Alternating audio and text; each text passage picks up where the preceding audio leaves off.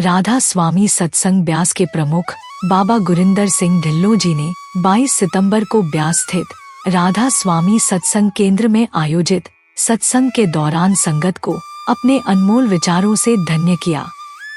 इस सत्संग में उन्होंने सबसे पहले पांचवी पातशाही जी की बाणी का उल्लेख किया। आद निरंजन प्रभु निरंकारा सब महावर्ते आप निरारा, इस पंक्ति का भावार्थ बताया। बाबा जी ने समझाया कि इस बाणी में परमात्मा के निराकार स्वरूप की बात की गई है।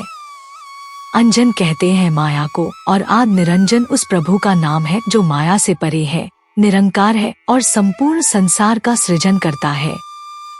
हमें यह पहचानना चाहिए कि भक्ति किसकी करनी है, उस एक परमात्मा की जो हर किसी के भीतर विद्यमान है। यह सच है कि हम सभी सोचते हैं कि हम भक्ति में लगे हुए हैं, लेकिन अक्सर हम इस बात से अनजान रहते हैं कि किसकी भक्ति करनी है और किस प्रकार से करनी है। बाबा जी ने स्पष्ट किया कि सभी संत महात्माओं ने हमेशा एक ही बात कही है, परमात्मा केवल एक है। किसी भी धार्मिक ग्रंथ ने यह नहीं कहा कि परमात्मा दो या चार हैं। फिर भी हम मनुष्य जाति, धर्म और दूसरे भेदभावों में बंट जाते हैं और ईश्वर को भी बांटने की कोशिश करते हैं।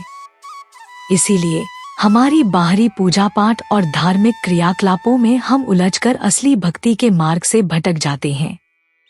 बाबा जी ने यह भी समझाया कि संत महात्माओं का उद्देश्य हमें सही मार्ग दिखाना होता है। उनका उद्देश्य माया, मोह और संसार के झूठे बंधनों से दूर रहकर आत्मा को परमात्मा से मिलाने का होता है। उन्होंने कहा कि संत महात्मा समय की नजाकत को समझते हुए अलग अलग साधनों को पेश करते हैं ताकि मानव जाति परमात्मा की प्राप्ति कर सके। उन्होंने जोर देकर कहा कि बाहर के रास्तों पर भटकने से कुछ नहीं मिलेगा। असली रास्ता हमारे भीतर ही है।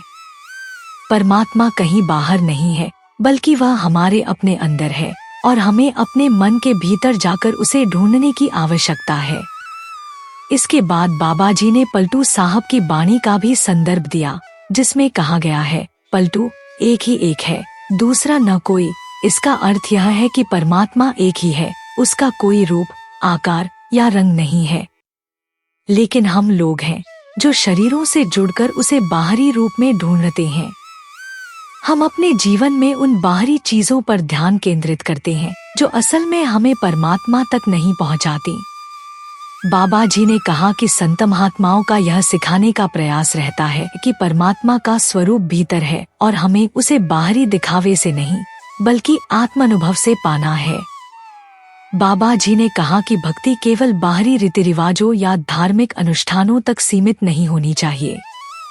उन्होंने एक उदाहरण देकर समझाया कि जैसे एक बच्चा यदि केवल अपने शिक्षक के चरण स्पर्श करता है, धूप बत्ती जलाता है या उसके प्रति बाहरी सम्मान व्यक्त करता है, तो क्या वह परीक्षा में पास हो पाएगा? नहीं। परीक्षा में पास होने के लिए उसे अध्ययन करना होगा, ज्ञान को आत्मसात करना होगा।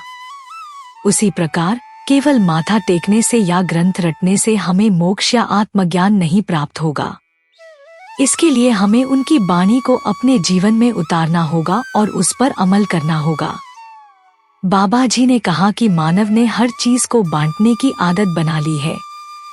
जब हम बच्चे थे तब हम खिलौने बांटते थे और बड़े होकर हमने जात पात, धर्म और भगवान को भी बांट दिया है। हर कोई कहता है कि उसका भगवान सबसे बड़ा है, कोई अल्लाह कहता है, तो कोई गॉड, तो कोई भगवान। लेकिन सच्चाई यह है कि हर धर्म का मूल संदेश एक ही है, परमात्मा केवल एक है और सबको उसी ने बनाया है। किसी भी धर्म ने यह नहीं कहा कि परमात्मा दो या चार हैं। अलग अलग संत महात्माओं ने अपने समय और स्थान के अनुसार लोगों को परमात्मा की भक्ति के रास्ते दिखाए, लेकिन उन सभी का उद्देश्य एक ही था, परमात्मा की प्राप्ति। बाबा जी ने यह भी बताया कि 84 लाख योनियों में से केवल मानव योनि ही ऐसी है जिसमें हम नाम की कमाई कर सकते हैं, भक्ति कर सकते हैं और परमात्मा की प्राप्ति का मार्ग अपना सकते हैं। अन्य कोई योनि ऐसी नहीं है जहां हमें भक्ति का अवसर मिलता हो। इसलिए यह मानव योनि अत्यंत महत्वपूर्ण है और इसे व्यर्थ नहीं जाने देना चाहिए।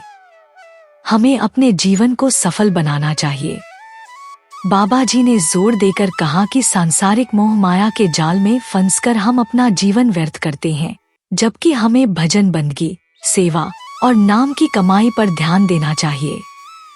उन्होंने कहा कि जो लोग इस जीवन में नाम की कमाई करते हैं, वे ही इस संसार के बंधनों और दुखों से मुक्त होकर परमात्मा से मिल पाते हैं। यह मानव जीवन एक अमूल्य अवसर है जो हमें अनेक योनियों के बाद प्राप्त होता है, इसलिए इसे बर्बाद नहीं करना चाहिए। हमें यह सुनिश्चित करना चाहिए कि हम सांसारिक बंधनों में फंसने के बजाय परमात्मा के मार्ग पर चलें, ताकि हम पुनः 84 लाख योनियों के चक्र में न फंसें। बाबा जी ने कहा कि माया और मोह से परे जाकर हमें ध्यान लगाना चाहिए। माया तो एक दिन मिट जाएगी, लेकिन जो निरंजन माया से परे है वह सदा था, सदा है और सदा रहेगा। यदि हमने इस जीवन में अपने भीतर झांक कर परमात्मा के दर्शन कर लिए, तो हम इस जन्म मरण के चक्र से मुक्त हो जाएंगे। लेकिन इसके लिए हमें माया, मोह और सांसारिक विकारों से छुटकारा पाना होगा। जब हम अपने भीतर परमात्मा को ढूंढते हैं और गुरु की वाणी का पालन करते हैं, तभी हम अपने जीवन को सफल बना सकते हैं।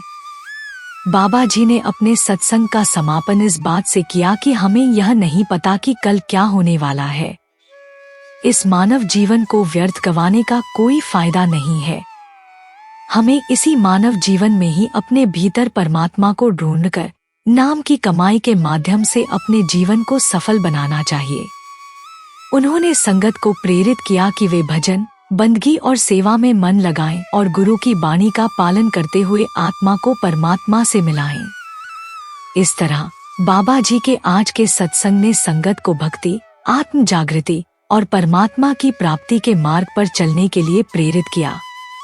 उनके विचारों ने यह स्पष्ट किया कि परमात्मा को बाहरी पूजा पाठ से नहीं, बल्कि भीतर की भक्ति और आत्म साक्षात्कार से पाया जा सकता है।